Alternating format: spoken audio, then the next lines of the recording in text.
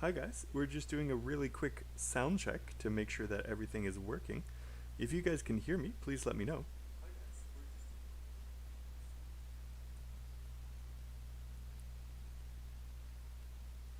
All right, awesome. It looks like we are good to go. As you guys come on in, please say hello so that I know that you're here. Don't worry, I will be double checking to make sure that I have the correct stream and I'll be able to see you guys talking this time. Again, really sorry for last time when I thought that no one was here and I was all alone. Okay. So today we are going to be talking all about food. So I hope that you guys brought some snacks, um, so that you guys will be able to eat and not be too hungry after today's lesson. Hello, Uzal. Welcome. I'm doing pretty well. Happy to see everyone. It seems like it's been a while. As you guys might have noticed, Phil was responsible for the third live stream in the past 2 weeks, and it feels like I haven't seen you guys in a long time. I missed you guys. Doing these live streams is always a lot of fun. So, Uzal, I hope that you're doing well as well. And again, just like Uzal did, can you guys please say hello as you guys come on in so I know you guys are here? All right. So, just again, we have our 4 steps to improve your vocab and grammar. Obviously, to improve your fluency, just find someone to chat with. You can do that at our Discord. But yeah, and of course, reading is the best way to build your vocabulary. Please do that 20 minutes every day. Read something that is a bit lower than your level. And make sure you're learning collocations and set phrases, not only the meaning. But let's jump right on into why you guys are here, which is to make sure that you guys have the best vocabulary possible. Again, this is a class, this is a live class, so I really hope that you guys chat, in chat, say hello, and then also give me your own answers. You'll learn best by telling me what you think the answer is, and then me being able to help you and correct you if you're not quite exactly right. It also makes the class a lot more fun and engaging. So, first things first, as always, we're going to start with a broad range of vocabulary. This is basically seeing what words you guys already know. This is actually something important when you're learning a language.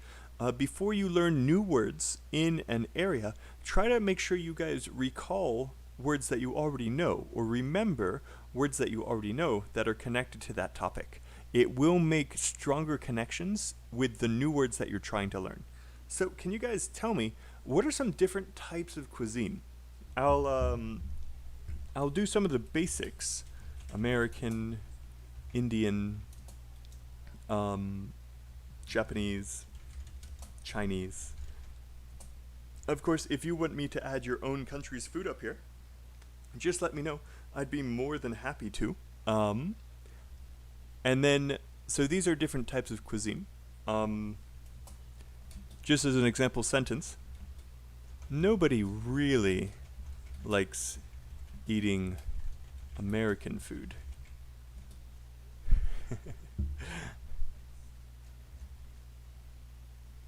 It's greasy and kinda gross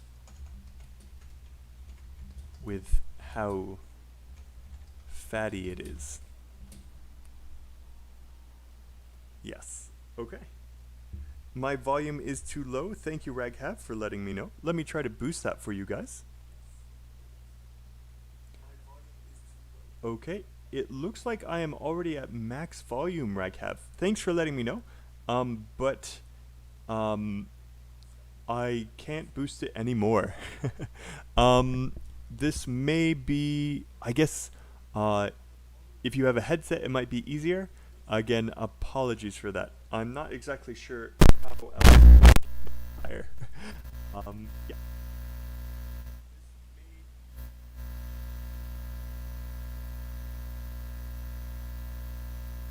So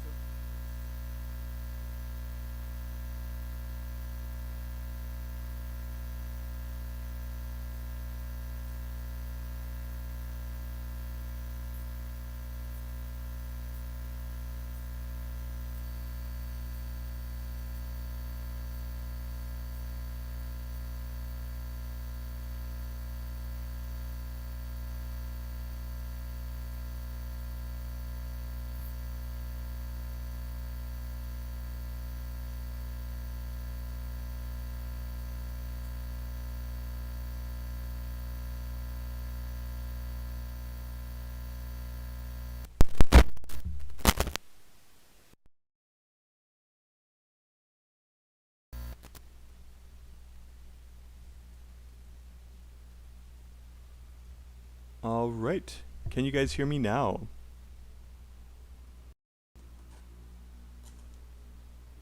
Testing, 1, 2, 3.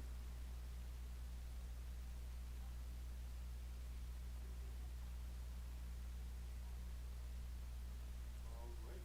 Can you guys hear me now? Testing, 1, 2, 3. Testing, 1, 2, 3. Okay. It looks like I got the volume back. Sorry, it cut out for a second as I was trying to boost it. Raghav, thanks for putting that sentence forward. But everyone likes to immigrate to America. Okay.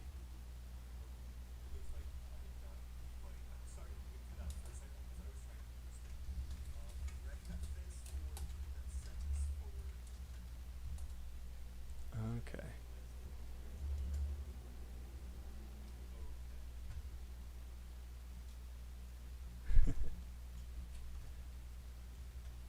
All right. Sorry, 1 second.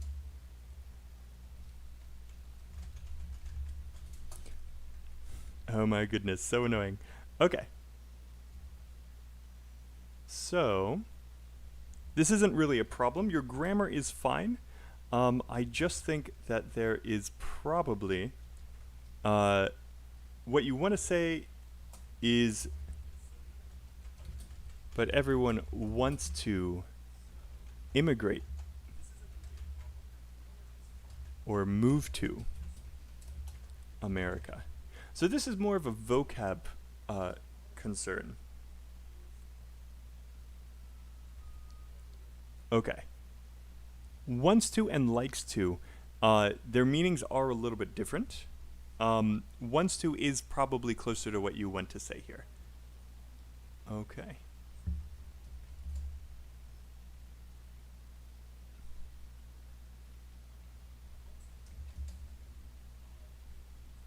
Yes. Okay.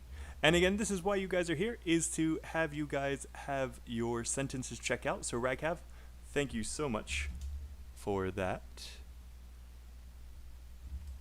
Yes. But yeah. Hot dogs, pasta. I don't think people want to move to America for the food. I mean, we're better than the UK. The UK has terrible food. So here, let me put that up here. British cuisine.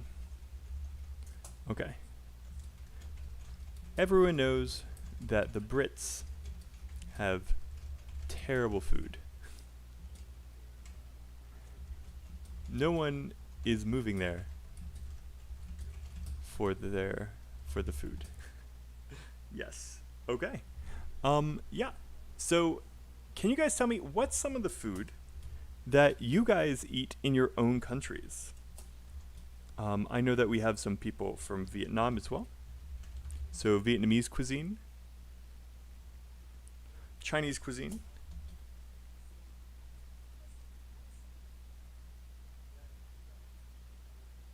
and what do people think about it?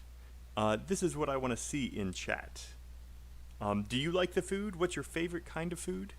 And while you guys are typing that in chat, we can look, I can give you guys some more American foods that we like to eat. American Chinese food. I told you guys a story about this last time, about how American Chinese food is the same everywhere in the world. Let's see. Sandwiches. We eat a lot of sandwiches. For lunch. This could be many things. This could be, let me make a new tab here. Peanut butter and jelly. Really popular. You can have a ham and cheese sandwich. And again, while I'm writing this, I hope that you guys give me some of your own food. Awesome. So ABCI and Raghav both gave me some pho. Yes. Pho for Vietnamese. And Raghav, I'm assuming that is Indian tandoori chicken. And I want to ask, are these your favorite foods, or are these just popular foods that everyone knows? And Raghav has some more. Awesome. Let me copy those over because I will probably misspell them. And that's a Tibetan dish. That's fascinating. I do have a question. Momos, is that Indian and then the tupak is Tibetan?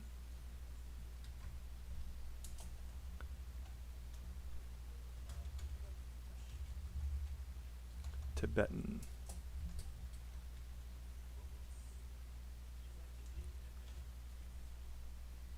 Okay. And of course, there's a bunch of them for Japanese sushi, uh, ramen. Those are the two most popular. All right. Thanks for putting these up. And ABCI, are there any more from Vietnam that are really popular? Um, I know that the spring rolls, Vietnamese spring rolls,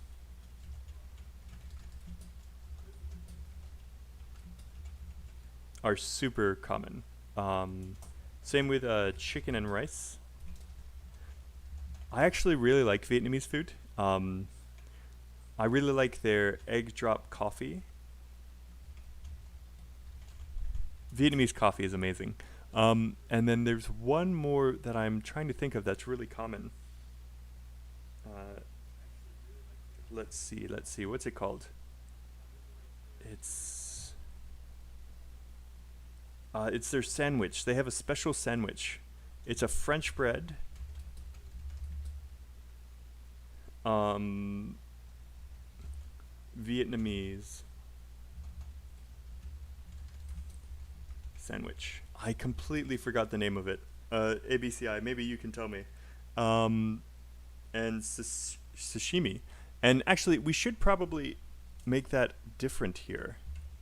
So, sushi, they have nigiri, they have sashimi, and there's one more that would fall under sushi. Wow, what is it? Rolls, of course. Sushi rolls. And this can be like a California roll, which is not actually from Japan. Okay. And banh mi. Ah, that's what it's called. Okay.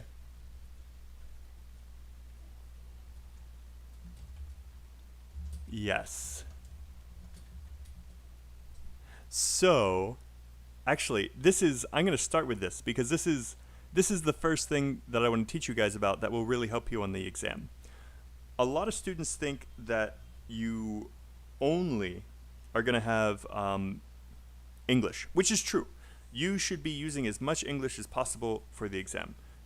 You should never really use your language one on the exam. That will really lower you. But there's one exception. If there's vocabulary, for example, if there's a kind of food that doesn't have an English name, or if it's an actor or an actress who doesn't have an English name, it is perfectly fine to say their name in your language, whether it's Japanese, Vietnamese, or Hindi. You can say their name in your native language as long as you frame it in English. So banh mi is a great example. Let's turn a useful sentence here. And Raghav, I'm glad you asked that because this is exactly what we're going to be talking about. Let's take banh mi as an example. So let's say that the examiner says, "What's your favorite food?" And you say, "Oh, I absolutely adore banh mi, which is a really popular dish in my country. It is a sandwich that is made with French bread, with Vietnamese chicken, Vietnamese prepared chicken or beef inside." It's so delicious. Now, the thing that I want to point out here, and I think I misspelled it. Yes, of course I did. Is that we said that word in Vietnamese, banh mi. Okay? Now, sometimes the cuisine is known, but even if the cuisine is not known, even if it's not popular in America or the UK, and we don't have these dishes everywhere, you can use this sentence frame to help you out. This is the basic, but what you really want to do is you want to make sure you use paraphrasing to say exactly what it is. So again, you can use your language one, you can use your native language to say the word. Just make sure you explain what it is in English after that. Just to give you a second example, Raghav, can you tell me how exactly do you make tandoori chicken? Yeah, how do you make tandoori chicken? So while you're doing that, I'll do the exact same thing with Vietnamese spring rolls. So what's your favorite food? Oh, my favorite food is blah, blah, blah, blah, blah. Whatever the real name for Vietnamese spring rolls is. I don't know off the top of my head. But, so, my favorite food is blah, blah, blah, blah, blah. I don't actually know its English name, but these are spring rolls that have a transparent rice-based wrapping, lots of vegetables, and some shrimp inside. Transparent, sorry for my spelling, and shrimp inside. It is usually dipped in a sweet sauce. It's an appetizer. So I'm going to give you one more way that you can frame this. And again, this is what you do. You say what the name of the dish is, like in your native language, and then you have a comment afterwards saying, I don't actually know its English name. So my favorite food is blah, blah, blah, blah, blah. I don't think it has an English name. And then you would just continue with the rest there. Just copy and paste from above. Again, guys, if you guys are joining for the first time, especially if you're on a mobile device and it might be a little bit blurry, I want to remind you guys that in the document down here, you can just click the link and see the document and copy and paste for yourself. We also have a Discord channel right here. We've got more than 60, 70 people already. Feel free to jump on. Me and Phil jump on and answer questions that you guys might have. Also, please make sure that you guys are not watching the playback, but are live. Okay. So, Raghav, I hope that this was useful. If you want, you can tell me, what is tandoori chicken? I've eaten it many times. My girlfriend loves Indian food. But how would you explain it? What words would you use? And again, you don't need to do this for everything. So, for example, most people know what pho is. Okay. They may mispronounce it. They may say pho. But most people know what pho is. So you don't need to give this whole explanation. This is really only if you know that there isn't an English word or if you have forgotten the English word when you would have to do this. Okay. Raghav, let's see how you did. And this is for the tandoori chicken. Awesome.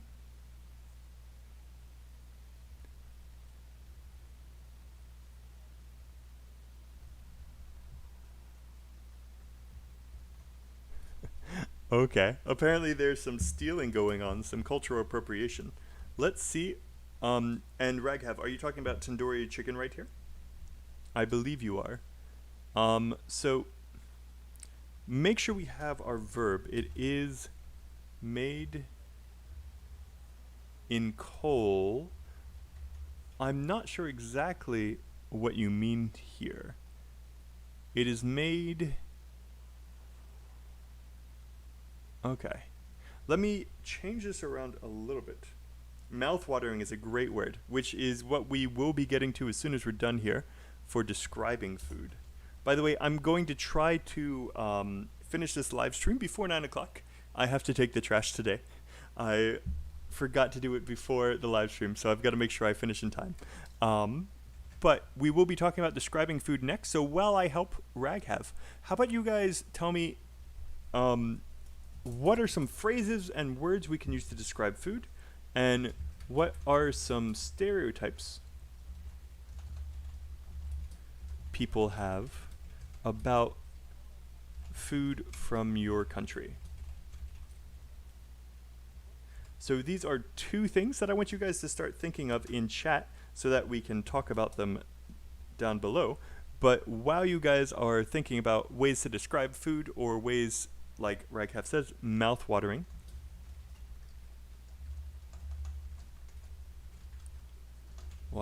which is a really good one.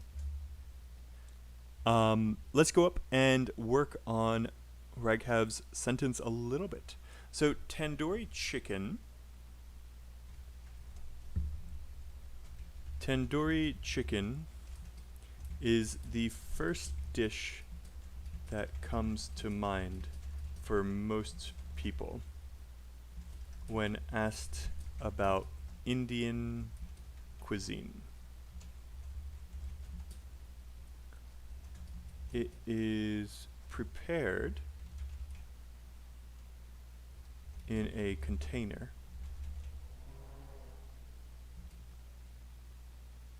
that is placed among the hot coals of a fire with dry mud. Okay. Now, Raghav, I do have one question. So it's a copy from our culture. What exactly do you mean here? This is the part that I'm a little bit confused about. And by the way, this is one thing that I want to help you guys with. Make sure that you're focused in your answers. If this is not... Now, obviously, Raghav is not answering a question, so this is relevant because there's no question that he's answering. But if the question was like, what's your favorite food, or what's a popular food from your country, this would be a little bit off topic. You want to make sure you're as on topic as possible. So please let me know, Raghav, did I fix your sentence here? And what exactly did you mean it's copied from our culture?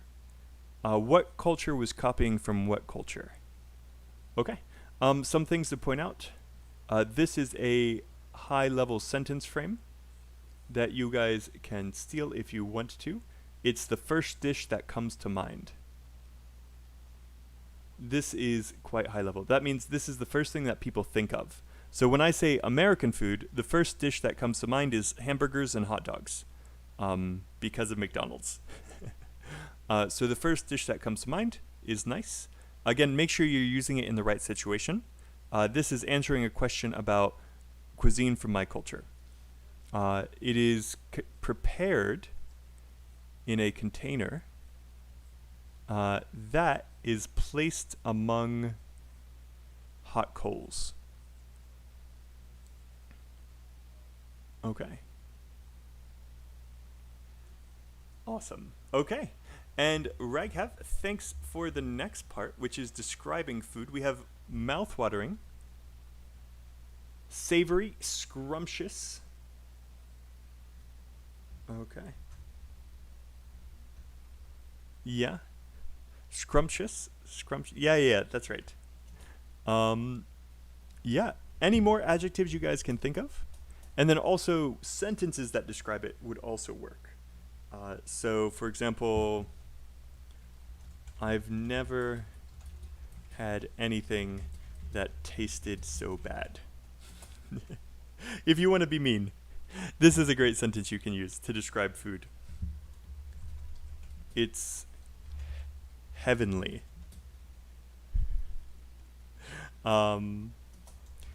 It was clearly cooked with love. So these are some higher level ones that I'm giving you. That's the reason you guys are here, right? Is to find things to steal, which is perfectly fine. I love it when people steal from me. But gourmet is perfectly fine. But you've got to be careful with gourmet. You've got to make sure that it's what you're talking about. And hello for any people who've just joined. Welcome. Make sure you say hi as you join. I'm kind of gourmet. Not quite. This is not quite how we would use it. But again, Raghav, thank you so much for being brave and putting these up here. This is how you improve. This is how you learn. So this food is quite gourmet. No, that sounds weird as well. I love gourmet restaurants. Oh, geez. I can't think of how to use it correctly now. Give me 1 second. Gourmet. Okay. Yes, I know the meaning. I just can't think of food that... I can't think of a sentence where I would use it. Gourmet food. Why is gourmet food so strong? So small. Okay. Here's an example. Why is gourmet food so small? My cooking could never be considered gourmet. So what this means is that my cooking, it's not terrible, it's not the worst, but it's never going to be gourmet. It's never going to be fantastic. So these are examples of how to use gourmet correctly. I'm glad that you brought that up, Raghav, because now people know. By the way, I hope you guys, if there's any shy people who are lurking on chat, some shy people who are just watching right now, I hope you guys know that if you have a question, if you have something that you don't understand, make sure you ask. Because I promise you, if you have the question, there are other classmates who also don't understand, but they're too shy to ask. I promise you that always happens. So if you guys ever have any questions, don't be afraid to ask. Okay, we have mouthwatering, savory, scrumptious. What about negative? Negative ways to describe food, or words with negative descriptions with negative connotations or meanings.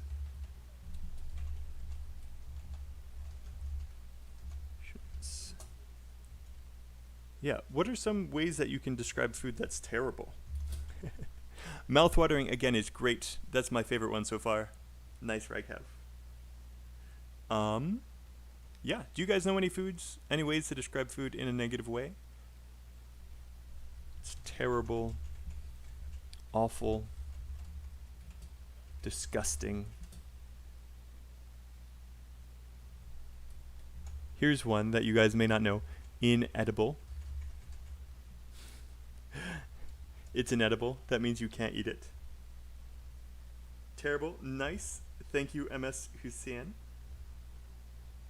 That's a good one. Terrible, awful, disgusting. Any more that you guys can think of? And remember, they don't only have to be words. If you have a sentence that you can use to describe it, that would also be okay.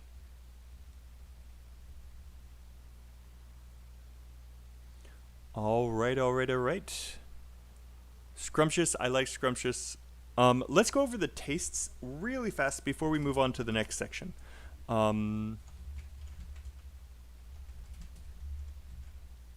So sometimes they're neutral. And that is totally spelled wrong. Yes, neutral. What I mean by this is that we have different flavors that we can taste. So it can be sweet, which is the opposite of... It can be sweet, it can be sour, it can be savory, it can be salty, and I think that there's one more, but I can't remember what it is. Sweet, savory, salty, bitter. Ah, rotten egg smell. So let's make sure that we have this down. It smells like a rotten egg. If you want to be a little bit higher level, it has a sulfury smell. So sulfur is that rotten egg smell. Really nice. Tasteless. Is that positive or negative? Let me write that one down, actually. Nice one. Tasteless. Odorless. Odorless, tasteless. Oh, don't forget that we can also describe tastes and textures. So it could be crunchy, slimy. Ugh, I don't like slimy.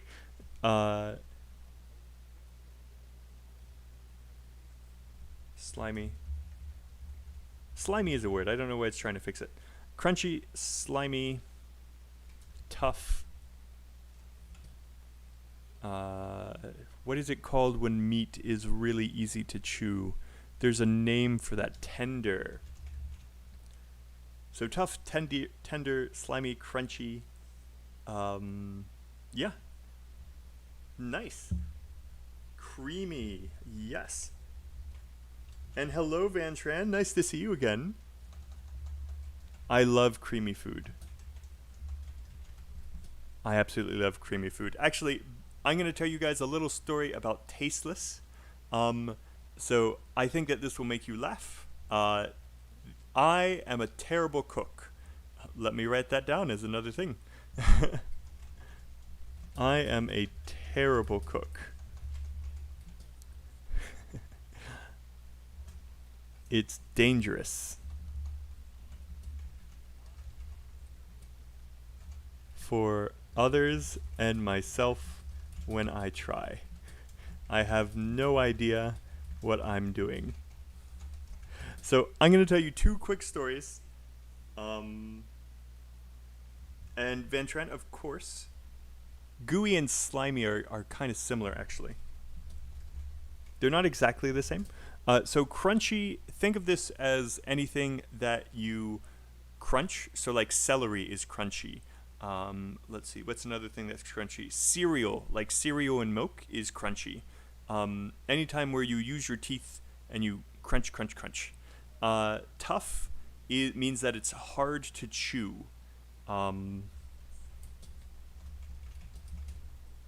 So what this one is, have you guys ever had meat that was overcooked? They cooked it for too long, and then when you tried to chew it, you had to chew a lot.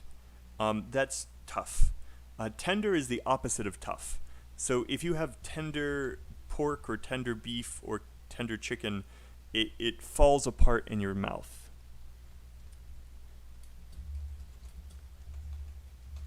This meat was cooked perfectly. It's so tender that it just falls apart in your mouth. And then creamy is like ice cream or yogurt or some soups. So like a chowder is creamy. Clam chowder is creamy. Ice cream is creamy. And yogurt could be creamy. Yes. Okay. Palpable. Can we use palpable to describe food? This food is palpable. Is that okay? Yeah. Palatable, palpable. Let me double check this real fast. Yes. Palpable and palatable are different. Yes. Palatable would be okay. Yes. I know it's probably hard for you guys to hear the difference. This is palpable, palatable. Palpable, palatable. Okay. And that would definitely be neutral. It means good enough. Nice high level word there. If you want to be mean, you would say, this food is palatable. I mean, I'm not dying. Okay, so really fast. This dish is deadly. That doesn't quite work, ABCI, but I like where you're going with that. Let me try to put that up. This dish is dangerously hot, or this dish is deathly hot. So you can use it as an adjective that way, but if you're trying to say that like this will kill you, you would probably say this dish can be poisonous if not prepared correctly. So this is like pufferfish. Like there's some foods where you can eat it, but if it's not prepared right, you'll die. It's poisonous. So dangerously hot, deathly hot. Dangerously hot is a better collocation, obviously. You can say things like it's hot enough to kill you, and that's being ironic. Not ironic, not sarcastic. You don't mean it literally. You hyperbolic. There we go. You mean it to say that it's very hot. It's not actually going to kill you. This sauce is hot enough to kill you. And you mean this hyperbolically. What that means is that you're using the extreme to kill you, but it doesn't actually kill you. You're just using it to prove a point. Okay. I'm thinking of one more useful thing. It's so good I could die. I could die happy now. Yes, I'll add that last one. This meal was so good that I could die happy. This meal was so good that I could die happy. And this just means that it was extremely good. Again, this is hyperbolically. You don't actually want to die. Okay. So the two quick stories that I'm going to tell you, I'm actually going to tell you why you guys are working on something else. Because we've only got 20 minutes left now, maybe 30. I want to move down here to, let me just add one right here for you guys. Describe a good meal that you've had with friends.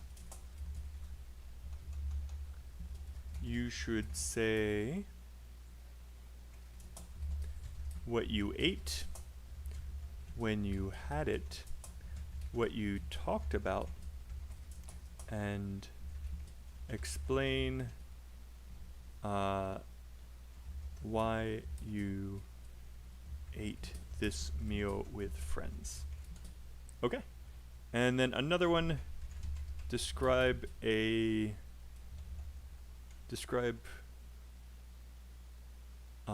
your favorite meal.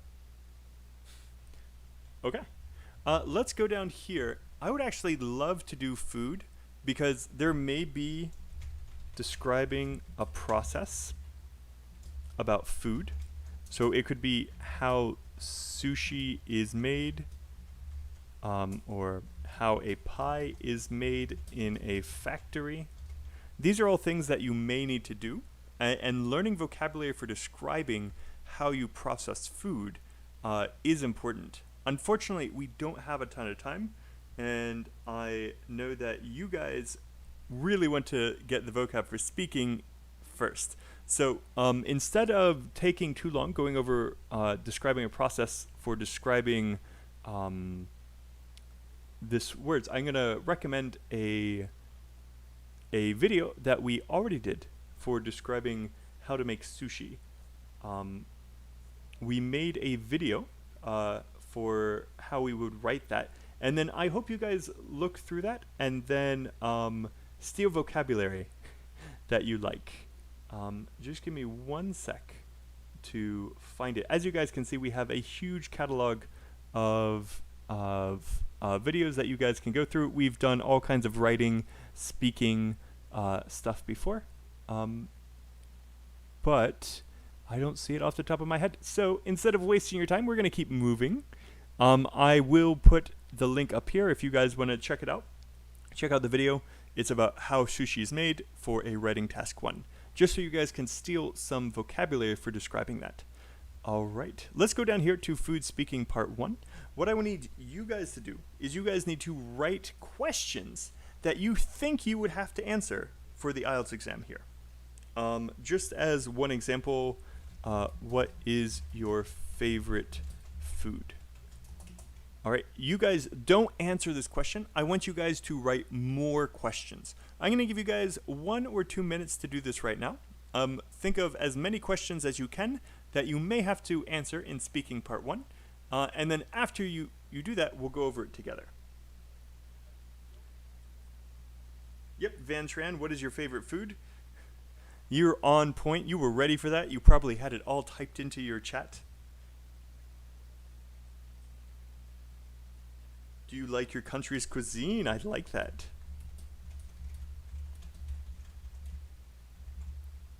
Cuisine. How often do you eat cuisine from other countries? Okay, nice, nice. You guys are on fire here. Do you usually cook?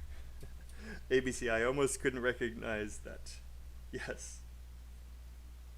Do you cook often? I don't know why, but people always have trouble understanding me when I say often, and I don't say it weird. This is how Americans say it. Do you often cook? Often students can't hear me. So make sure you can recognize often when it's said. Do you often cook? Can you guys think of any more? Husan says, bye Rani. Are there any foods you dislike? I like that.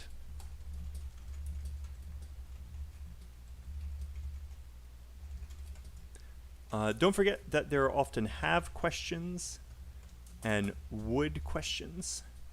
So if you guys can think of any that would fit there. So for example up here, when was the last time you cooked? Have you ever cooked traditional cuisine from your country? Let's take 1 more minute. Okay. Do you have a healthy diet? Nice.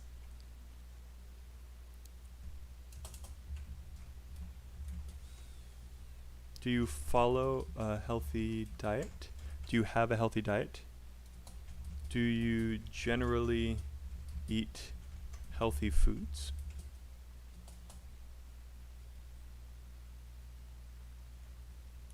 Ooh. Did you learn to cook when you were younger? Do you like to try new foods? I like this one. The examiner will often have questions like this. Not always, but they often have a question like this, new foods. And of course you don't hear it because they speak quickly. Do you like to try new foods? And then because you don't hear the new, you answer the wrong question. So I'm really glad that you guys said this one. Would you learn to cook? Would you learn to cook in the near future? Would you like to learn how to cook? Would you ever cook for your parents? Okay. And have you ever made a mistake while cooking? Okay, these are great. And then these last ones that you guys have started. Ooh, have you ever taught someone how to cook? These are great. Are starting to get to part 3. So what I want you guys to do now, you guys have done a great job. Again, I want you guys to know you guys can go and look at this document yourself by looking at the first link right here in the video. You guys can click that and then open this up and scroll down here. And I want you guys to write your own answers. So take 1 or 2 minutes to write some of your own answers, and then I'll take a look at it. Yes. Okay. And you guys did a great job with these questions, guys.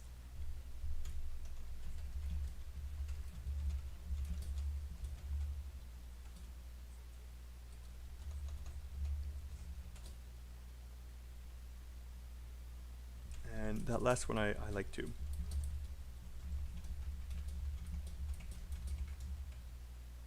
Okay, so it's time for you guys to be brave. Give me some of your answers and I will fix them. Or if they're perfect, I'll give you some higher level vocab and grammar. I'll give you guys a minute or 2 to think and then put your answers up here. And then we'll get to it later. Or immediately. Okay, please start answering. Please write some answers in chat for any of these questions. You can choose which ones you would like to do. They're all great questions.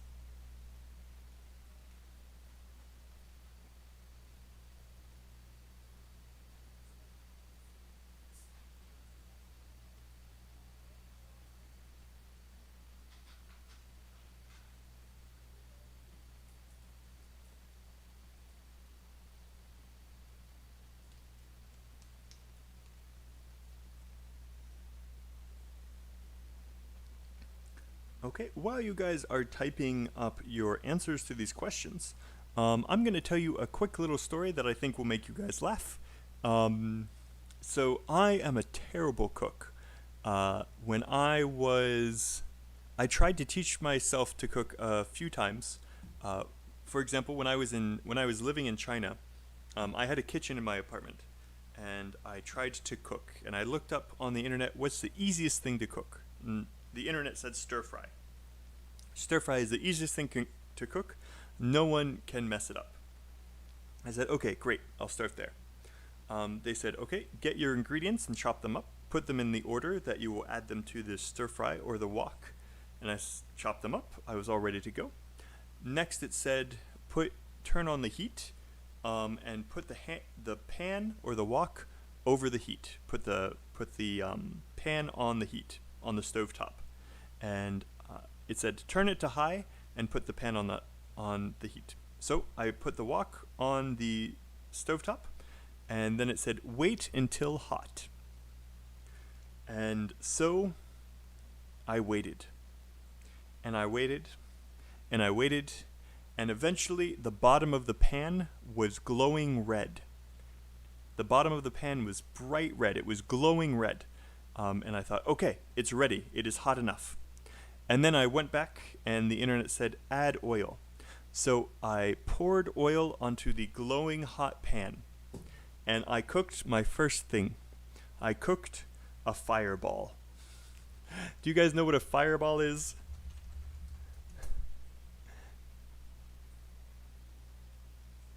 It's not a whiskey. Give me a second. A fireball. This is a fireball. I cooked a fireball. I felt the heat on my face. I think I burned off my eyebrows. It was terrible. Eventually, I saw the way you tell if a pan is hot is you sprinkle some water on it, and if it instantly evaporates, it's hot enough. So I've learned my lesson. I never cooked a second fireball, but I thought you guys would like that story. So, now that that story is done, do you guys have some answers? Again, any of these are perfectly fine. I'll be able to answer 1 or 2 before we move on to the next section. I've never heard of this dish. Julia, you are hilarious. You have to eat it quickly or it will disappear. Yes. Okay. So, does anyone have any answers that they would like me to check? Please put it in chat now.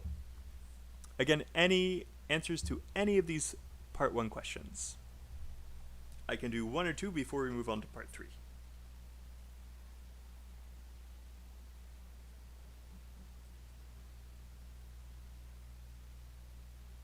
Also, while you guys are typing up, I want to remind you guys, at any point after this video, you can write your own answers in the comments. So this becomes a YouTube video. If you want me or Phil to check your vocab and your grammar, put your answer in the comments, and then we'll get to it at a later point. Just in case you were too shy or if you didn't have time to think of an answer immediately.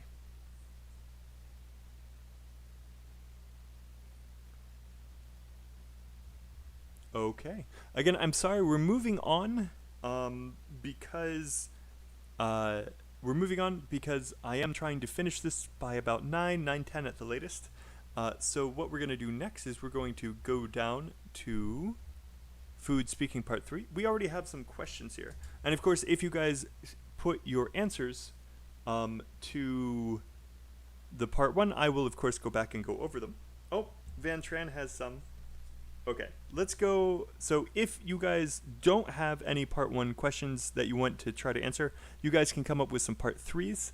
Van Tran, we'll go back to yours in 1 second, but some people already had some good ones up here.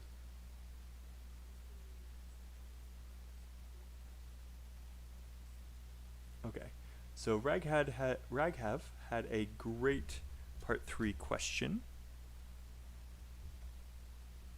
that I'll put up over here. How have eating habits changed in the past couple years? Okay, great. And then there was another one.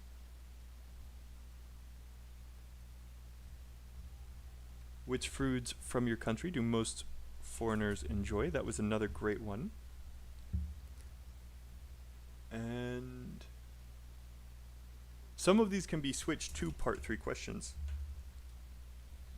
What is the most important meal of the day in your country? And at what age do most people learn to cook? Is cooking a necessary skill for survival in the world today? All right. Again, I'm going to go back over Van Tran's now, but if you guys want to come up with your own part 3 speaking questions, now's the time. Okay. Let me go over Van Tran and Raghav's answers really fast while you guys come up with some more part 3s. Okay. So my take is that dinner is my primary meal in the whole day. Well, when it comes to dinner, I can even eat a horse. Okay. So that is probably up here.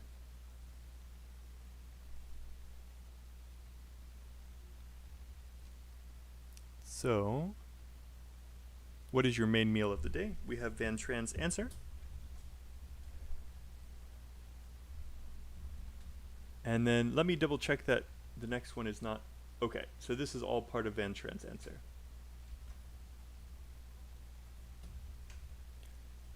Okay, so the question was, what is your main meal of the day? I want to point something out. My take on this is not a great CC word. So if you guys watched any of our writing videos, you know that CC words are words that we use to connect ideas, or phrases we use to connect ideas in sentences or between sentences, or in an essay. My take on this is not really appropriate here. You would use my take on this if you were talking about a like if there was a situation or conversation or debate that was happening, and then you wanted to say your opinion. So some people said one opinion, other people said the other opinion, and they said, okay, what's your opinion, Van Tran? That's when you would say my take on this. When you're just answering the question, what is your main meal of the day? You should just be more direct, and you don't need a CC word. Dinner is my primary meal. Okay. Straight and to the point. Okay. Alternatively, you could say dinner is the most important meal of the day for me. Okay. So my primary meal was a great thing to say. I just gave you some higher level ways to say it. After this, I can even eat a horse. So we actually have an idiom that we use here. You didn't quite nail it, but I can see what you were going for. So after this, I would say, by dinner time,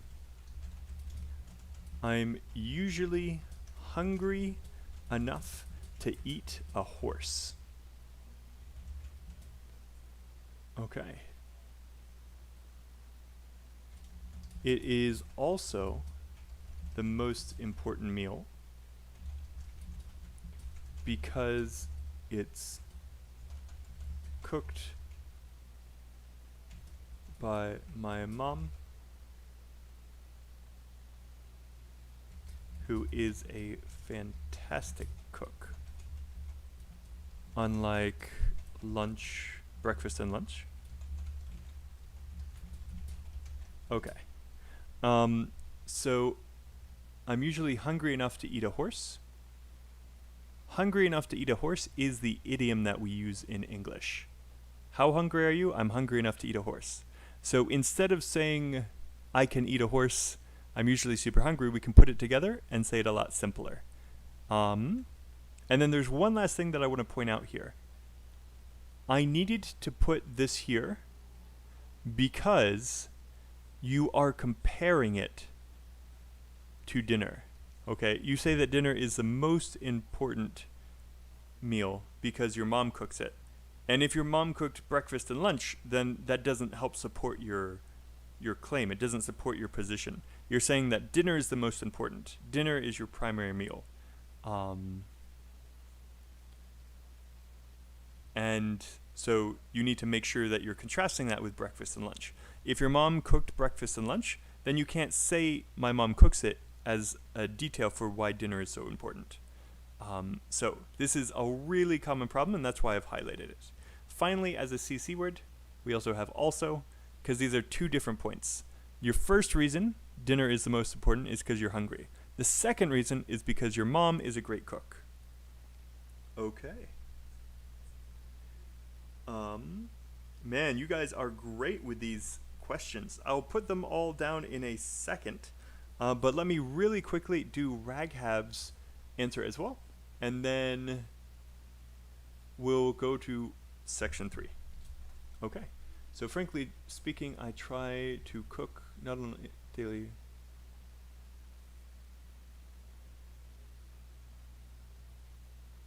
Okay, so this is how often did you cook? Let me quickly find that. Okay. So, frankly speaking, I try to cook not on a daily basis, but at least, I'm adding some words here, but at least twice or thrice a week. Now, I'm going to add a period here because these are two separate ideas. Okay? I do this as I am trying to avoid high sugar, so sugary and salty, unhygienic fast food. Just last week, I cooked steamed pulses with rice, and it tasted scrumptious. Okay. So, this is okay. I want to point this out. This is a direct answer. This is great. He directly answered the question in his first one. His second is explaining why he cooks that often. This is also great. Just last week, this is dangerous. It is connected, but it's not directly connected. If you said this, it would be fine, but it's not super, super strong. I would delete this last sentence and just stop here. But yeah, that's just what I recommend. All right, let's go down to those part 3 questions that you guys have been going crazy at. Jeez, you guys are on fire. Okay. How can we make people eat healthier food? That would definitely be something that sounds IELTSy. Let me just copy and paste these over, and then while I'm moving these over, you guys can start putting your own answers for any questions that are up on the document. Why do you think some people choose to be vegetarians? Nice. I would love to hear someone answer that one. And it looks like you guys are starting to understand the patterns. Now that we've done this for about a month and a half, you guys are starting to see that the same types of questions are being used over and over again. Used to eat in the past. So how's it different from the past? This is a common type of question that you'll see on the exam. Like many different topics, same type of question. How do you think it will change in the future? You can use it with a lot of different topics. Change type of future. Julia already has an answer, so we will be checking that right now.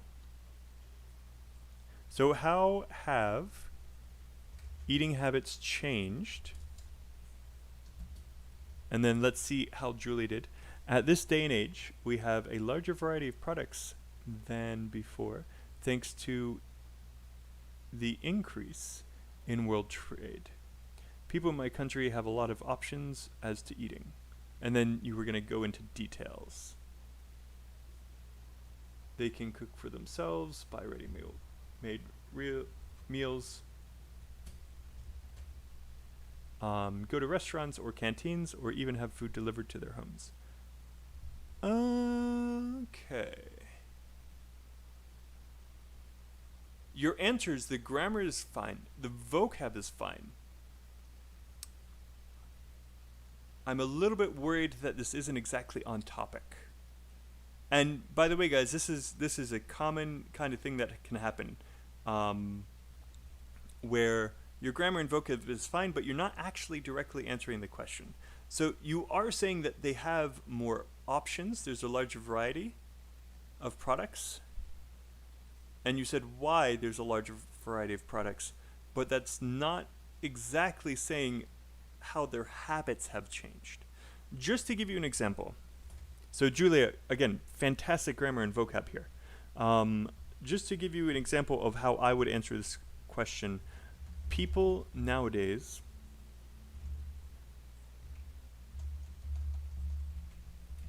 are eating a lot more fast food more often and without and by themselves. They are eating this unhealthy food because they are always in a rush and it is more convenient. In the past, people had to eat home-cooked meals. And these meals were often healthier.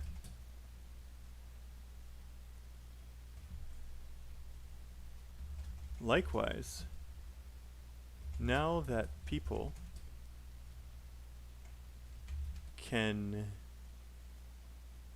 have food delivered directly to their homes, they aren't going out and eating. Okay, now that people and eating with friends and family. In fact, in the past, a family meal used to be the norm. Now, because people can eat whatever they want on their own schedule, these have become few and far between. Okay, so I know, let's put this on the next page so that you guys can see exactly what I did here. Again, vocab and grammar was fine here, but you're not really talking about how their eating habits have changed. What I've done down here, I say right off the bat that they're eating more fast food. They're eating the fast food more often and by themselves. And then all of my details are connected back to that, just like a topic sentence in a writing. Like I said before, guys, there's a lot of connections between writing and speaking, especially with how you organize your ideas. They're eating this unhealthy food, referencing. This means the fast food. Okay. They're eating this unhealthy food because they are always in a rush and it is more convenient. In the past, people had to eat home-cooked meals, and these meals, meaning home-cooked meals, were often healthier. So again, I'm still comparing the eating habits. So what they ate, when they ate, and how they ate. Yeah. I hope you found this useful, Julia. All right. And, oh man, we're running out of time. You guys have done a great job. I'm going to do one more of these.